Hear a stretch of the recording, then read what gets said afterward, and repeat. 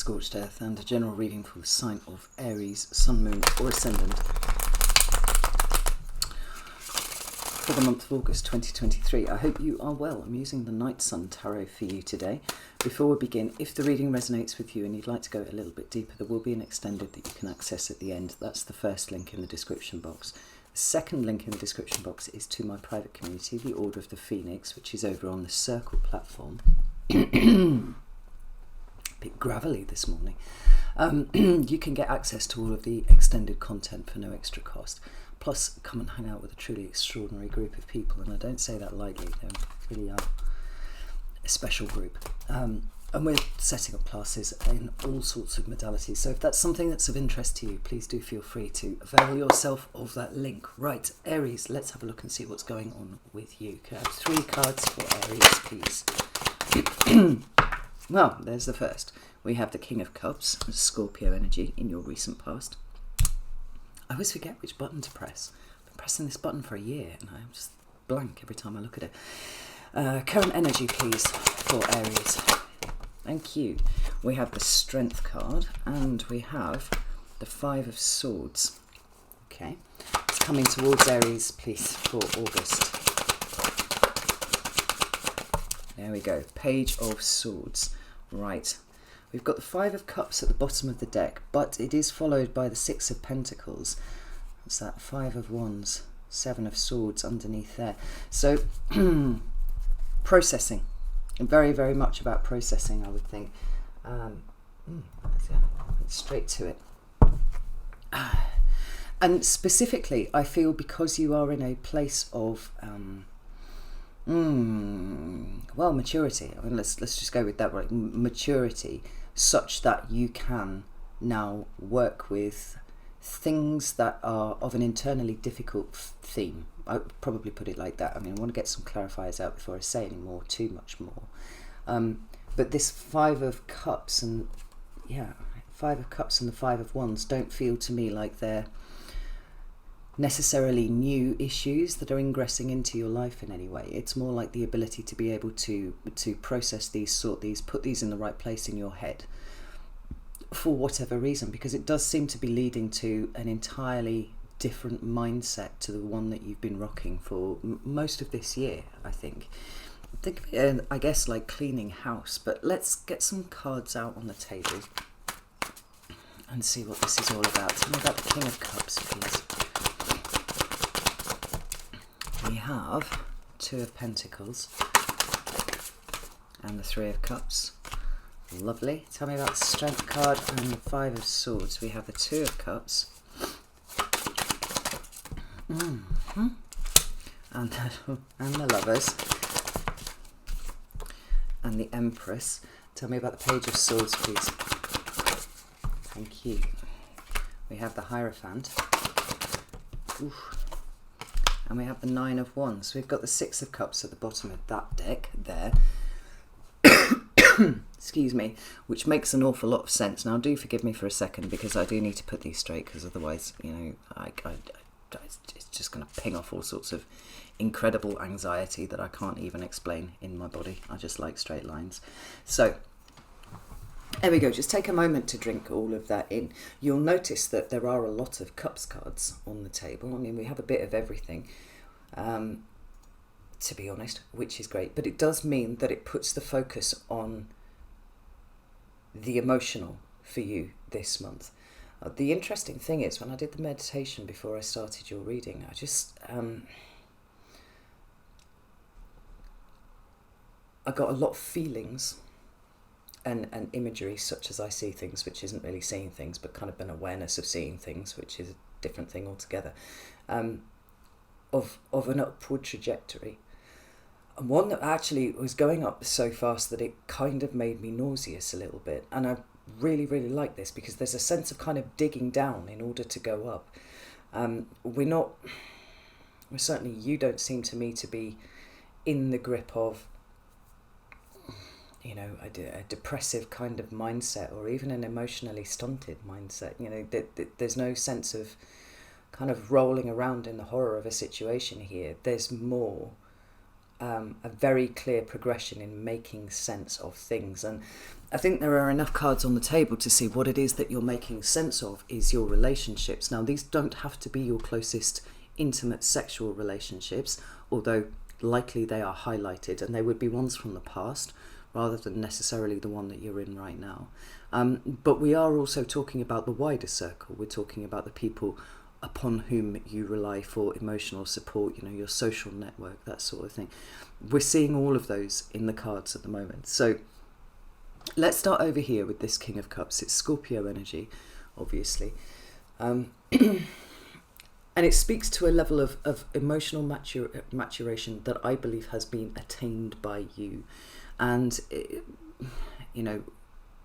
we've talked quite a bit over the last year about the protracted tower moment that you seem to have been in for all of this time, which has felt a little bit like the universe has been giving you a kicking over and over again. I don't even know if protracted tower moment is the right thing, or whether it's just been a succession of tower moments that have had you really kind of pushed to the edge in terms of what it is that you were able to tolerate. But as the energy has kind of released itself on you over the last couple of months, it's created the space for you to be able to make sense of your experiences, and that's been a really, really important thing for you. I think sometimes when we are very much in the grip of the Five of Cups, we're very much focused on what it is that we've lost, or that we perceive that we have lost. It can be difficult to find the sense in it, but I think one of the things that defines humans as a collective is our desire to look for meaning in things that are hard, right? I think it's the thing that gives us the strength to continue on, actually. It's the Emperor card at the bottom of the deck. And so if the kings represent the active element of whatever suit they represent, this is a much more active position in maybe it's even your social group and your family and things like that. You kind of come out of wherever you have put yourself in order to, survive. And there's a movement out of that because now you're starting to make sense of everything. And like I said, the highlight here is on relationships. But the important thing about that isn't just the quality of the relationships, the people that you choose to spend time with. It's the recognition that every situation and experience that we have, particularly when they're at the hands of somebody else, is in some way a mirror to us. And we can choose to, fight what we see in the mirror, or we can take a minute to look and see what it says about us. So again, it's not necessarily about the people that you are spending time around. I'm not going to say, well, you surrounded yourself with toxic people and you've been a victim in the middle of it. More, there is a sense here that each one of these relationships has held up a mirror to you and shown you where things have been difficult, and that's emanated from you. I'm not trying to say it's your fault by any stretch of the imagination at all. I'm saying you've been given an opportunity here to see yourself from a different angle. And it's perhaps shown you things that you did not see about yourself before. And the way that you show up in relationships, and perhaps even the kind of people that you do attract to yourself, are going to be a reflection of the energy that you're in. You seem to have burst through something. And now there is realization. Now there is meaning. Now there's a wider context for the kind of lessons that you've learned. And we see it here with the Two of Pentacles. It's actually the only pentacle card on the table. I mean, the Empress can be an earth card. Hierophant definitely is an earth card. So actually you've got all of the elements really quite nicely presented here in a very balanced way. And speaking of balance, this is another one of those cards that talks about that. Not specifically and not right across all of the depictions of the Two of Pentacles that I have in all of the decks that I've got on the table, but specifically in this one, we've got this endless loop of infinity. It's actually called a lemniscate, this, where things are going backwards and forwards. Everything is connected. All of the experiences that you have had are coming together to form something that is, infinite, essentially. Excuse me. But what we can't do here is overlook the significance of the butterfly. as a symbol on this card here. They represent transformation, or a state of transformation that has been achieved, because we're talking about the shift from a caterpillar through to a butterfly, and there's that whole stage in the middle where it binds itself up in a chrysalis, and then literally it appears, dissolves itself and reconstructs itself within that chrysalis, only to emerge then as an entirely different creature, not one that is land-based as the caterpillar is, but one that can move freely between the land and the air, actually, a shifting element altogether. Now, that's an absolute miracle of engineering there, and it's the experience that you have had over the last year, one that has led to a certain level of emotional maturity for you.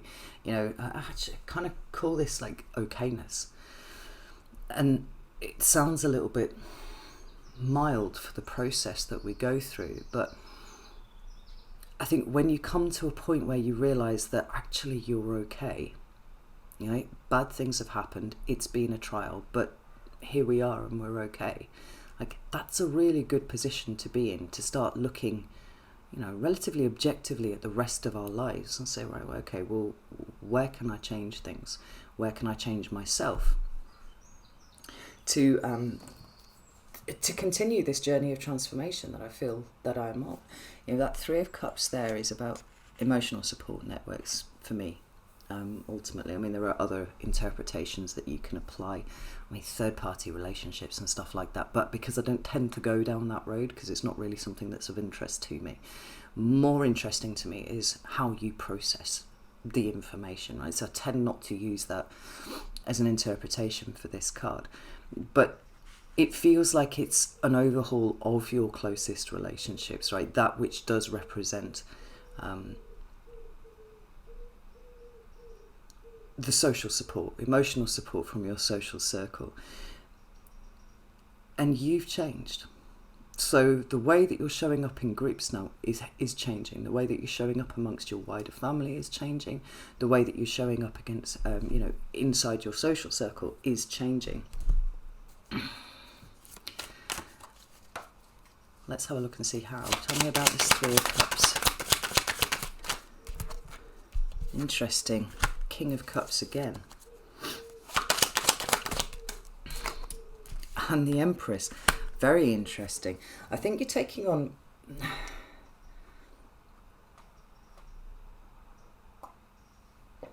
a much more understanding role. It's like you can see all the sides of things in a much clearer way than you could do before. The King of Cups being here twice represents the ability to be able to feel your emotions but not be ruled by them. And I think some of the realizations that you've had over this year have been just how afraid you have been in a lot of circumstances, perhaps to relinquish control, or to have to deal with the huge swell of emotions that you feel within you didn't have any kind of outlet in. Now, sometimes with Aries, and this is true of all fire signs actually, so I'm not just singling you out here. Sometimes when we feel that fear, it can come out in aggression, or it can come out in an overtly controlling manner, or even a covertly controlling manner. And quite often we're completely oblivious to it. We're just doing at the time what we think is right. But it is only on subsequent reflection that we start to look back and go, I see what was going on there. And, the whole cup suit, certainly within the court hierarchy of the pips cards, of the minor arcana, not the pips cards, there's an implication that there's a far more compassionate and empathetic position being taken. So you might be looking around at your social circle and saying, right, okay, well, I've not felt secure here for whatever reason. And maybe I projected a lot, and maybe I controlled, and maybe I did all of these sorts of things. But maybe within that group, you're starting to recognize that there has been a subtle kind of control that's been prompting that in you, that has been coming from somebody else, or that somebody has been triggering you, or somebody has been maybe even projecting onto you. there's something quite a bit more self-assured about the way that you're showing up, and something much more gentle and accepting than there has been before. Now, it's possible that you might be looking around at your social circle and going, actually, I'm incredibly fucking blessed to have these people around me who have been a witness to my journey and are still here, still being supportive, still being understanding. But I think there's some sort of evolution that's going on within your emotional support networks,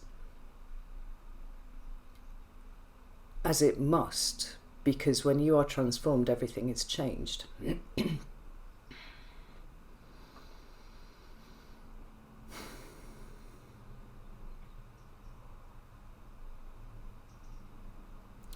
I like the fact that the Empress is shown as pregnant here, because there's something new that's being gestated, right? We've got this period of transition.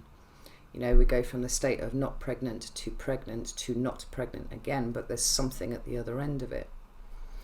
The Four of Swords is at the bottom of the deck here, and you just feel entirely more peaceful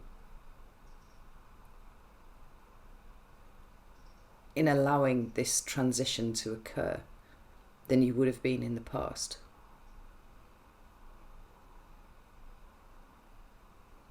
There's just a gentler energy about you altogether, Aries, and most importantly, I feel it's because you're being gentler with yourself than you have done in the past.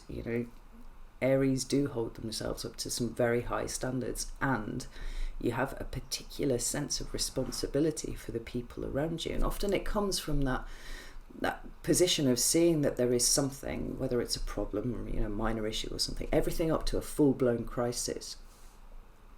And you're looking around and you're like, nobody's going to step up and do this. Nobody's going to do the thing that needs to be done. And so whether or not you are in a position to be able to do that, you will take the lead. You will take charge. And I think that has been really stressful for you. And I think that you've held yourself to these really exceptionally high standards. And then you've either met them or you haven't. And either way, it's been an incredibly stressful situation for you. And the way that your relationships seem to be evolving is perhaps by the realization that you don't have to do everything yourself, and that it's okay for you to be vulnerable. That there's a certain power for you in being able to say, do you know what? I can't do this. And that's okay. Because it's not always your job to do the things, Aries, So when we come into your current energy, right, we've got the Strength card and the Five of Swords, and the Strength card represents always some kind of personal growth. It's an evolution of spirit. We're going up and we're getting stronger. But with the Strength card, there isn't this sense that the strength comes from being able to headbutt situations and assert one's will and dominate and all those kind of things. The things that actually we associate quite strongly with the fire signs anyway. It speaks to a level of personal growth, personal control. We've got a fucking lion here who, let's face it, could just bite the face off anybody that it wanted to, right? It's king of the jungle for a reason. Not that they live in the jungle, interestingly enough. They live in the fucking savannah, but you know what I mean. And we've got this woman here, although depicted as a fairly powerful looking human, at the end of the day, she's still human. Maybe that's a realization that you've had, Aries, too. At the end of the day, you can only do so much. You're only human like everybody else. It's the exertion of a softer control. And I think rather than viewing everything around you as a situation that needs to be headbutted and that needs to be exerted control over, we can see this lion as actually being a part of yourself. It's a bit wild, it's a bit untamed. Maybe it's your subconscious. The woman would represent then the conscious mind going, this is a situation that you don't understand, that's okay, I can do this. The idea of the inner child needing a bit of work is often at the center of all of this, because the inner child's been doing the heavy lifting. The subconscious has been like, fuck, I need to do something about this situation, and yet it is woefully unqualified to do so, because that kind of drive to deal with things in that particular way is formed in childhood, and it's as a response to the environment that you're in. We've spoken before, Aries, quite a lot about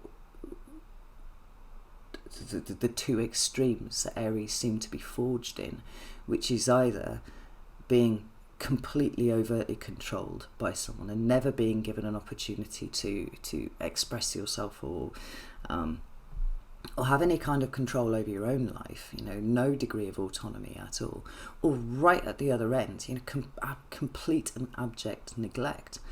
And that doesn't have to be in the form of, your parents forgetting to feed you and all those kind of things, although I wouldn't be surprised if there was an aspect of that there.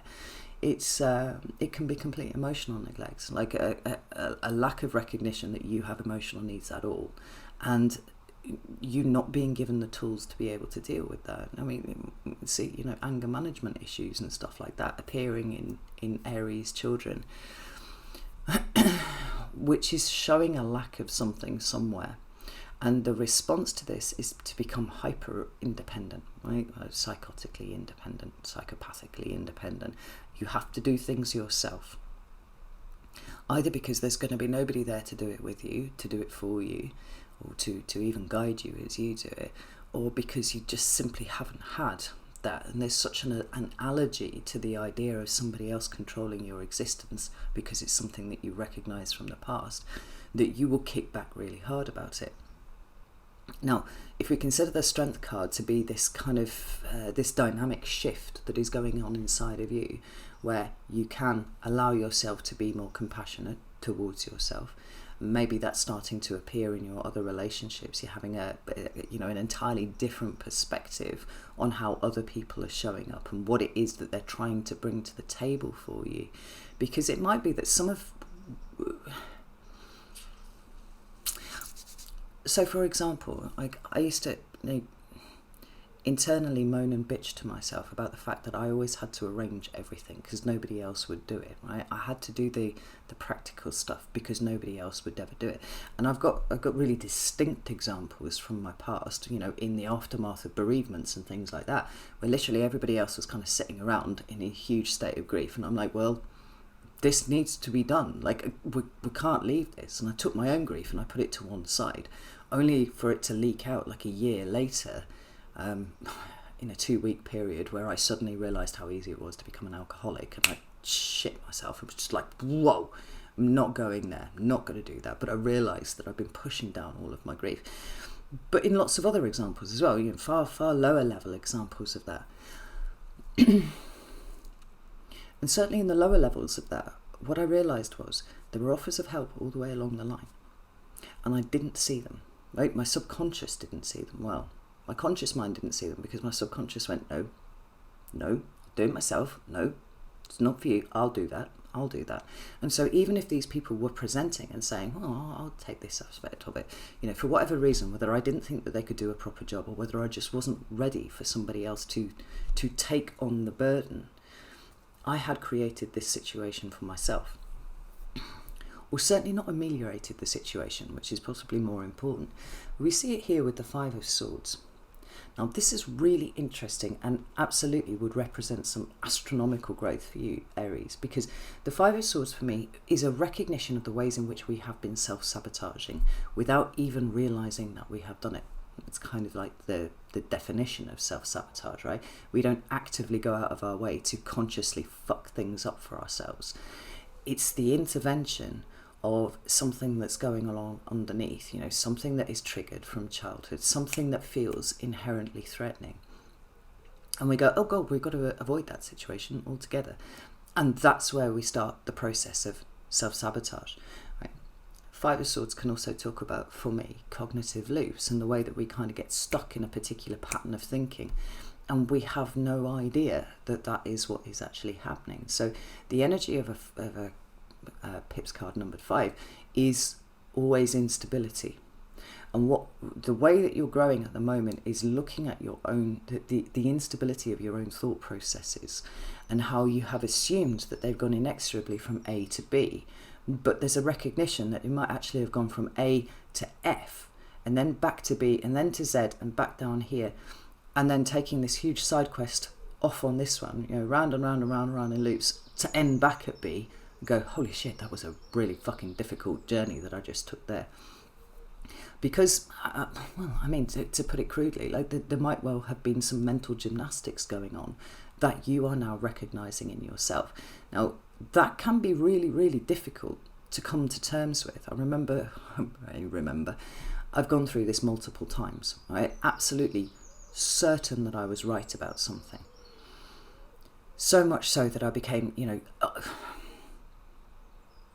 I knew I was completely invested in the idea of being right, but I thought it simply was just because I was right. And at no point did I kind of step back and look at it and go, am I doing some really interesting kind of mental forms here that aren't necessarily attached to what's going on? Am I being triggered somewhere? And, what I came to the conclusion was that there was an awful lot of my ego that was invested in being right about everything. And sometimes I was right, and sometimes I was wrong. And what there wasn't was this kind of flexibility about being open to new ideas and open to different perspectives, and open to the idea that there might be anything that anybody else could teach me, right? Because I'm right about things, and things have to be done this way. It's a low-level form of control, I guess. But as your vision is kind of turning inwards and you're looking at these processes and you're seeing that maybe you've taken an incredibly circuitous route to go from A to B, and maybe you didn't even hit B, you just kind of came back to A and then started to go into minus letters, whatever that might have been, before coming back to A and going, wow, that's fucking awful that I'm still in this place and I'm still having to do this thing. It's a really, really powerful realization. And I would say specifically with regard to your closest relationships, and I am absolutely going to include your intimate sexual relationships there, but I'm also going to be including the relationships that you have with your parents, right? Whether historical from when you were a child or the way that they play out right now. Because we do have the Two of Cups, and that's a coming together and alignment, right? We have the Lovers, which is a big card of union and harmony. It's also a card of free will and choice, which is very interesting. Because, just to go off on a tangent here for a second, certainly I've been talking specifically to Aquarius over the last couple of months about the nature of free will and the way that we exercise it. And how often we can be coming at things from such a place of damage and such a place of being triggered and all these kind of things that we believe that we are exercising our free will, but what we're actually doing is just entrenching our fear, right? We're entrenching the things that we're really, really afraid of. And kind of the necessity to get to a place where we recognize that that immediate impulse that we have there might actually be coming from the subconscious first, and it might have an entirely different agenda to what your conscious mind does. It's probably a good time to point out that the subconscious mind works on average 4 times faster than the conscious mind. In some cases, it can work up to 20 times faster, and it simply revolves around the idea of whatever the subconscious perceives as a threat. If there is something inherently threatening, say perhaps somebody pushing back at you and being all like, no, you're wrong, and there's a lot tied up in you being right, the likelihood is your subconscious mind has 20 times faster than your conscious mind decided that this is a threat and it needs to be annihilated in some sort of way, right? It needs to be put down, it needs to be addressed, if we can put it euphemistically like that. And then the question is, like, to what degree are you actually exercising your free will? Because your subconscious mind and your conscious mind are pulling in very, very different directions at that point. And I think what we've got going on here is a recognition of that. And specifically with regard to the closest relationships that you have, the ones that are the most intimate. And possibly, with a particular reference to the relationship that you have with your mother, because the Empress is the archetypal mother, right?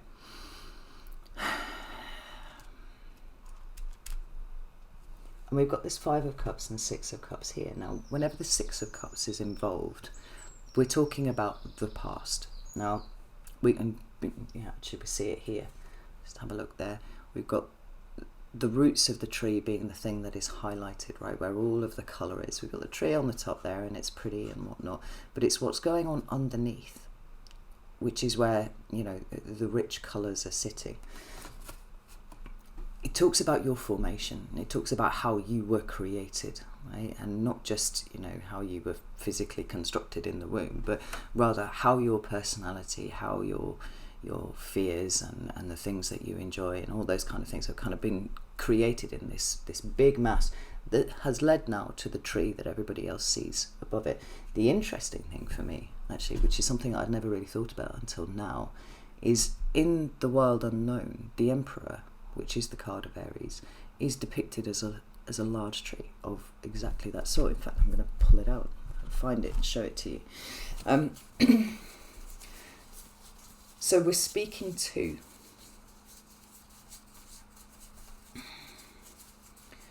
the stuff that's going on underneath the surface.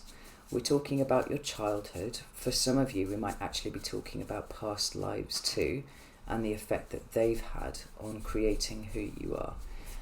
Or we could be talking about, you know, your teens and your early 20s, like those experiences that you will have had at that point that would be entrenching the lessons that you learned in your youth. There's the Emperor card there, and you see the Six of Cups showing up there. I'll pop that back here because I'm kind of making my point here, I think. So we have reference to the past, and we're looking for the wonky thought processes of the past, and we're looking for the Five of Cups. We're looking for where the grief set in and how that has, whether through mental gymnastics or whatever, has certainly had its expression in a level of self-sabotage. Now, what I was talking about, the okayness before, is particularly important, because if you are not in this state of okayness, where you're like being a bit fucking kinder to yourself than you have done before, this kind of work is impossible. You can't do it because the ego just will not allow you to do it, because it's too destabilizing, it's too undermining. But for you, it seems to have risen in importance. Like I said, it feels a lot like you're cleaning house here, Aries, but you're cleaning the inside of the house, which is your house, and looking for the issues. Now, like I said, we've got you scrutinizing very closely your intimate relationships. And I don't think it's because you're looking for faults and being nitpicky in the way that these people are showing up. I think you're re-examining what is your role within these. You know, I think it's very easy to feel like a victim in a lot of circumstances, but that ultimately is an extremely disempowering state to be in. What's more empowering is having a look and seeing where we have allowed certain types of behaviour to occur from other people, right? We've allowed that to transgress our boundaries. Perhaps for a lot of you, there's a realisation that boundaries were not something that were ever shown to you. And so then in every relationship that you've been in since, whether it was an intimate sexual relationship or whether it was a close friendship or a family member or whatever, that your boundaries just weren't there. And maybe you've transgressed other people's boundaries without realising it, because the concept of what they are and why they're there, the purpose that they fulfil, is absent from the discourse entirely, right? And as an exercise in beginning to take our power back from situations in which we have been afraid that we are powerless, and that's where the subconscious mind is kicking in and being like, fuck, we need to exert control over this. We can start to see how we've given it away over and over again. Perhaps how we've tried to wrestle it from other people and the reasons why we've done that, but very specifically why we have given it away, how we have given it away.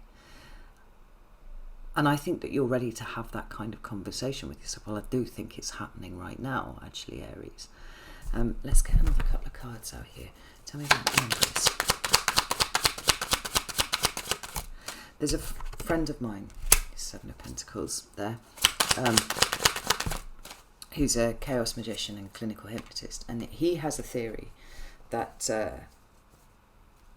essentially what we do for the rest of our life is repeat the first 6 years that we experienced over and over again, until such time as we recognise that we are looping in some sort of way, and then we choose to break the cycle. We choose to do things other than what we essentially received as programming in the first 6 years. And I cannot fault that as a thing, because I see it day in and day out with personal clients and whatever.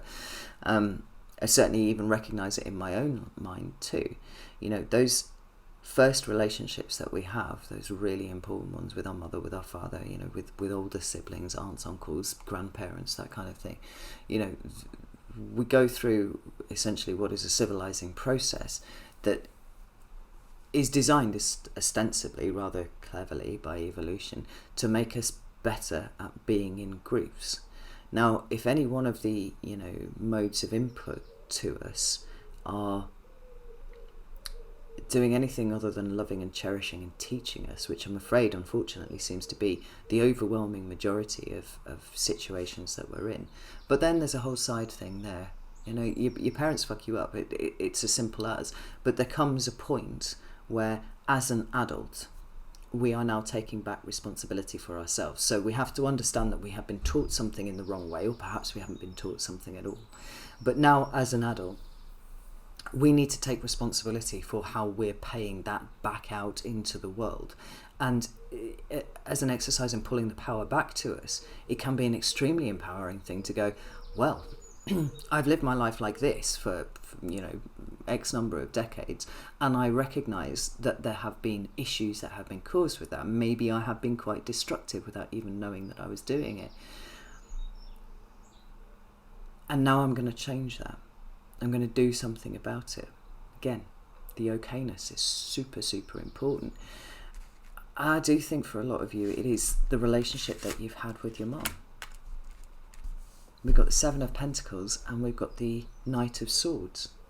Now, the Knight of Swords is about communication, more specifically for me, it's about the transmission of information.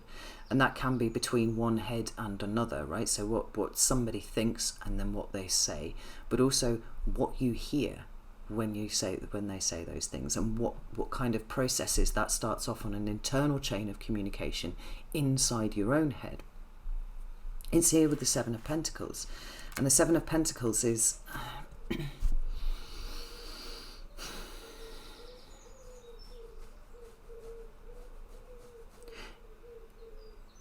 the arrival, I think, at a very present state, which recognises that something about the way that you live, the way that you are experiencing reality altogether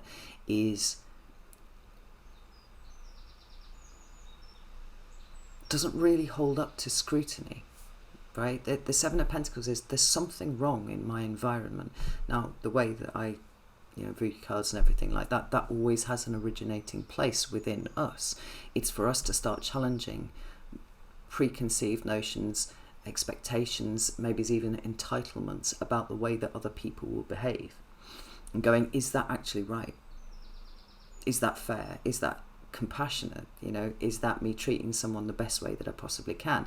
Is it me treating myself the best way that I possibly can? Because almost uniformly we're always going to fall down on that one, right? And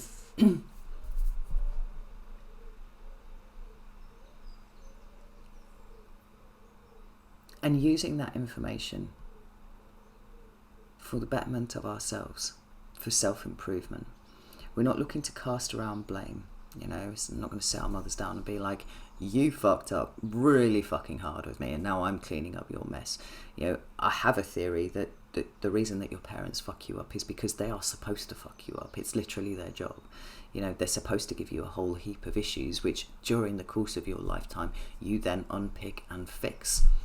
And if you happen to be blessed enough to be a parent yourself, you're going to find new and original ways to fuck up your own children, right? It just happens. But if you can allow that situation to teach you as much as it is teaching them, right? Always growing, always evolving, always willing to ask yourself the difficult questions, then I really do feel like you're doing the job that you were supposed to do, as well as allowing your soul to evolve, in the right way. We've got the Lovers card at the bottom of the deck again. absolutely speaking to free will, as I spoke about before, but also the nature of union and harmony, what that actually looks like. There's an equality here. And if you have been spending so much time taking on responsibility, you're motivated from this place of duty, or a place of no one else is going to fucking do it, so I need to do it, then taking that step back and going, right, is this right? Maybe my absolute assertion that somebody has to do this has meant that I have missed an opportunity to teach somebody else how to do it. Or maybe I have just actually not paid attention to the fact that there were people here who were willing to do these things. And because they were doing them in a slightly different way to me, I completely disregarded how useful that was to me. The focus here is very much on relationships, but you push through that and the focus becomes much more on how you have shown up and how you are going through. I think it's fair to say a kind of accelerated evolution here, certainly over the course of August, but I think it's kind of been building for a while anyway, that is seeing you show up entirely different by the end of August to the way that you go into it. Because when we come to August and what it holds for you, we have the Page of Swords. Now, the Page of Swords is always about the discovery of new information, right? It's sometimes called the student card. I always think, particularly in this deck here, I don't know if it's going to focus, maybe it's not. He's got he's got his hands to his mouth, and he's kind of like, fuck. It's the light bulb moments. It's things switching on in your head, connections being made that you did not see before. He's got that sword there, but he's not kind of waving it around. It's very much I'm processing something that I've just understood.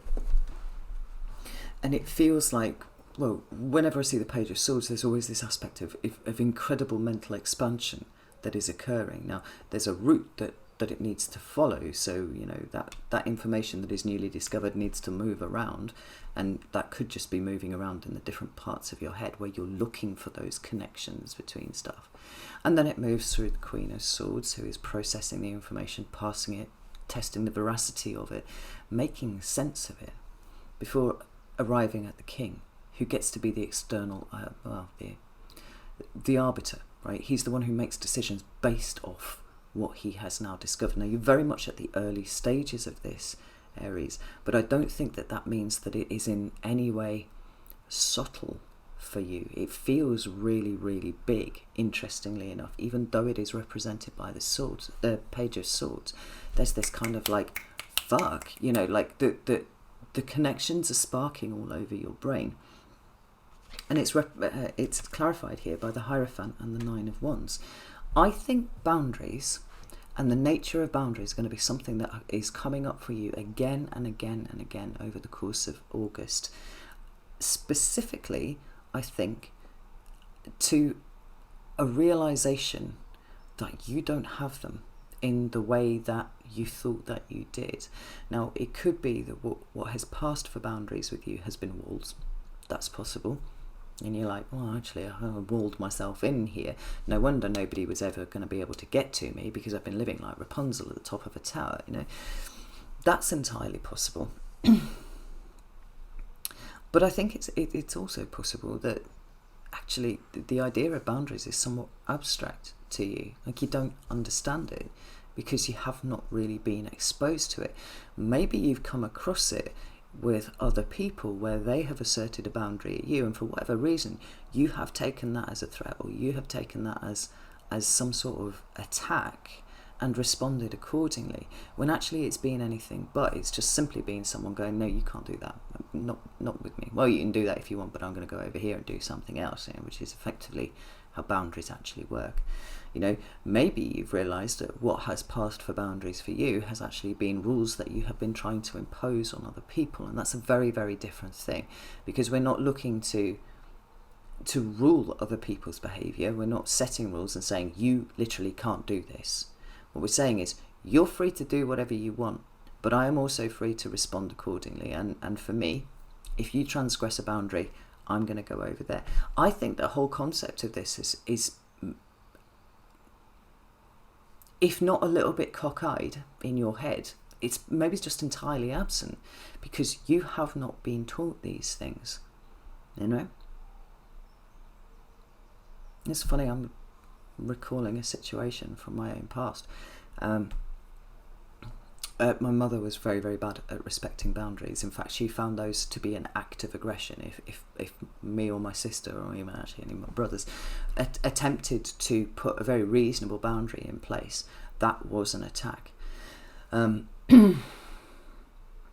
Because as far as she was concerned, we didn't have the right to do that, right? It was something that was threatening to her, even when it was perfectly justifiable. As a result of that, I had a really hard time asserting boundaries with people that were entirely reasonable, because in my head it would lead to them responding like it was an attack, and I would just allow them to do something that I didn't feel was really right, and I'd just put up and shut up in that situation, you know. The Hierophant presents an interesting situation, a bit like the Ten of Pentacles for me. It has these themes of heritage and legacy, right? So where the Ten of Pentacles is a snapshot in time, and it's showing what has been invested in and what has been built, and then what is available for the benefit of the people that come after, right? And the Ten of Pentacles is that snapshot in time where you see the link between the two. The Hierophant, it's almost a little bit more overt, in so much as, you know, the Hierophant has learned a particular way of thinking about things, a particular ideology, a particular set of facts. I mean, something, right? He has learned that, and then he is in the act of teaching that to other people, or proselytizing, or whatever it is, right? So there's information that's coming into him, and then there's the way that it's being relayed out. And in the position of a Hierophant is not to put one's own personal opinion over the top of it, right? It's almost like the recitation by rote of the things that we learn. It's one of the reasons why sometimes I don't like the Hierophant very much. Other times I think he's fine, but that particular aspect of it, it's sort of allowing things to pass without scrutiny. There's a sort of indoctrinated feel about it. Now, when we take the energy of that into ourselves, and we're kind of back to this here, we can start to see how the pain and the projections of the people that raised us were actually inputted into us as solid fact. This is how the world works. And we then, by extension, go out into the world with this particular mindset. This is how things work. This is how things are done. And when we're challenged on those in any ways, like it feels like it's a destabilization, and we have to fight to reassert our view over everything. Because to do so literally undermines our reality, and people don't really like that very much, particularly when we're very, very fixed, as this Taurian card, Fixed Earth, is in this way. But what I like about this in this way, and particularly with coming out under the Page of Swords, is there is a questioning, there is a scrutinization of what it is that you have learned and what it is that you're paying out into the world, and questioning it, probing it, and going, is this right? Because everything that you've worked out back here is putting what you have learned and what you have taken in and just accepted because it's what you've been taught by people that you loved and cared about. And quite likely it's a result of their own grief, their own projections, their own unprocessed emotions that have had them very stuck and very rigid in a particular frame of mind. And you seem to me to be ready to break right out of that. I mean, let's pull another couple of cards. Hierophant and Nine. Yeah, we've got the Queen of Swords. What did I say about the scrutiny? We're testing the veracity of what it is that you have considered to be absolute, pillars of reality. This is true. You have to do these things, and other people have to do these things. And if they do that, then you have to do this. And I don't think it's coming from a place of, like I said, needing to blame someone, because we're way past that fucking point now. It's the Six of Cups at the bottom of the deck again.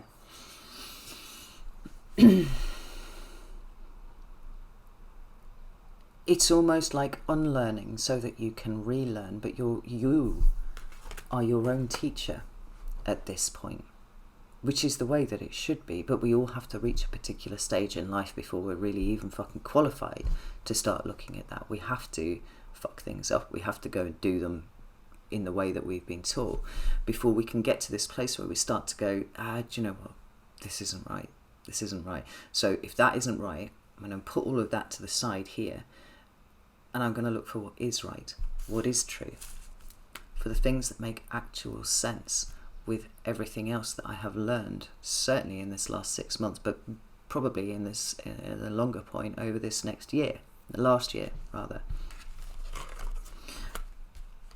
And it's really interesting that we should have the Two of Wands and the Three of Pentacles showing up here, because it does speak to somewhat of a revising of the way in which you work with people. Now, the Two of Wands is the element of choice. Right? You can choose to do one thing, or you can choose to do another, and we're back to the Lovers and free will and all that kind of stuff. It's about the scrutiny of the decisions that you make sub rosa, right? The ones that are beneath the surface, right? Conscious mind being on the surface, paying attention to all of the things. The subconscious mind going, oh fuck, I need to respond to that, I need to react to that, I need to be aggressive about this bit over here. Maybe I really, really care about this person, and so when they make, any kind of noise about not being happy with me, like I have to aggressively tell them that they're wrong and prove why, I feel like there's a lot of stepping back here and looking at the subconscious processes and kind of introducing the idea that you have some control over what you decide to do here, there and everywhere. Like I said, it's actually an astronomical leap for you in terms of how you relate to other people. So you've got that Three of Pentacles there, and recognizing that in order to build things with people that are going to last, there's a revision of the way that you manage that entire process.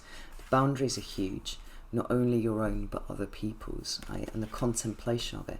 I mean, I always knew that boundaries were a thing, right? And I thought I had them. I was absolutely certain that I had them, because why would I not have them? Because, I'm a strong, independent woman and all that kind of stuff, right? But when I started to really push into that subject, it was such a horrifying realization that I had none at all. And that, worse than that, I had pushed my will onto other people, and I'd kind of made them do things that I wanted them to do. And I felt right and justified in doing that. And I had to kind of sit with it for a little bit, be like, fuck. And then the question was, how the fuck are you supposed to put up boundaries? I don't understand the process. I don't understand the mechanics of what is going on behind that. How do I recognize boundaries in other people?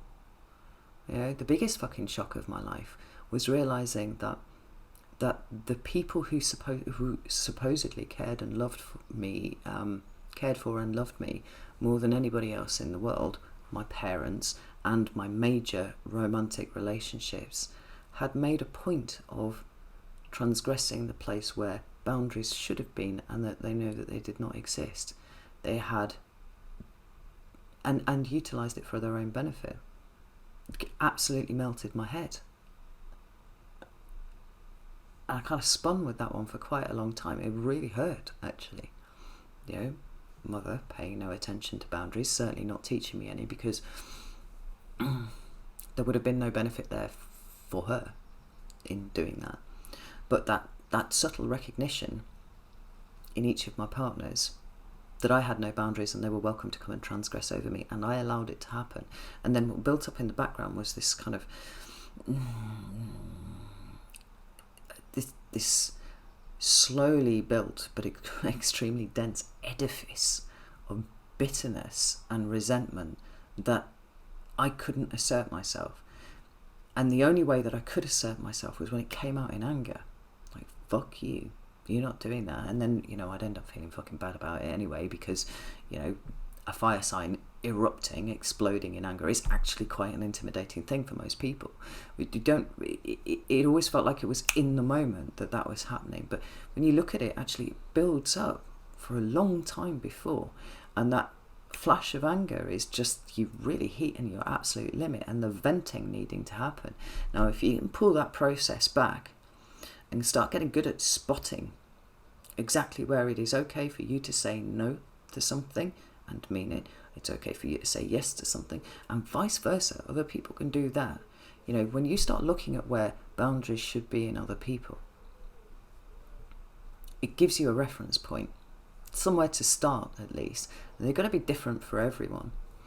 And indeed, there are going to be boundaries within you that are movable depending on the person that you're dealing with. So, you know, somebody on the street, I'm going to have a boundary that's much further away from me in my dealings with them than I would do if it was something that my partner came to me with. That's just perfectly normal. But it is important to have those in the first place. Like, I feel like this is a month where you grow exponentially, Aries, in this very, very, well, effectively very simple work. Not easy, but very straightforward and very simple. The idea of boundaries, the idea that I should have some and everybody else should have some too, and that there needs to be some sort of mutual respect, like of said boundaries, because this whole area seems to be messy for you.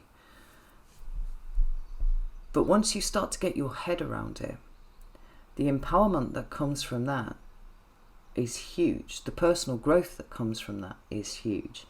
And there is an implied, if not overtly stated, healing of relationships that is coming from that. And I think that's really important for you after this last year. But it's kind of leaning on yourself for the healing rather than looking at everybody else and saying, why have you made this all hard for me? You know? Because you take responsibility back for yourself, but you also take your power back for yourself. And I think that's a really, really beautiful way to start, you know, the next 18 months that sees the North Node sitting in your sign. But back to the I am, you know, but a far more evolved understanding of what it is to be you and what it is to be you interacting with the rest of the world than perhaps you experienced 18 years ago, the last time the North Node was in your sign. I think this is really exciting, Aries, and I think there's a lot of breakthroughs that are going to happen for you this month. Lord, I've been prattling on for 57 minutes. What the fuck?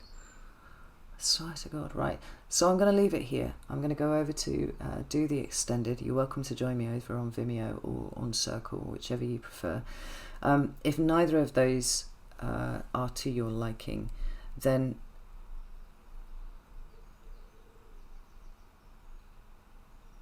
this month is going to change you, and it's going to be subtle, and perhaps, well, yes, it's going to seem subtle to other people, but it's going to feel really, really big to you, and it only gets better from here, Aries, because once all of this stuff is sorted, there isn't the explosive, you know, attempt to rebalance a situation. We're talking about smaller, more subtle methods of dealing with stuff, such that the frustration never builds to the point where you have to explode, or somebody explodes at you and then you have to explode back. You know, there's none of that. It's bringing it back to self. That's so very important. And I would allow yourself to really feel into that this month. Not think about it, feel your way around it. Because if you get, sometimes the idea that somebody's transgressed your boundaries doesn't even hit the mind. It's a feeling in your body. You know, it's that kind of sinking feeling when you know you've got to see someone that you don't want to see. And why do you not want to see them? They're nice enough. Because they transgress your boundaries all the time. And part of you is recognizing that, but your conscious mind doesn't know what to do about it. So it gets all sticky and it gets in a knot, you know? Pay attention to the feelings in your body this month, Aries, because I think they're going to tell you a lot. All right, I'm going to go. Know that I love you all very, very much, and I'll see you soon.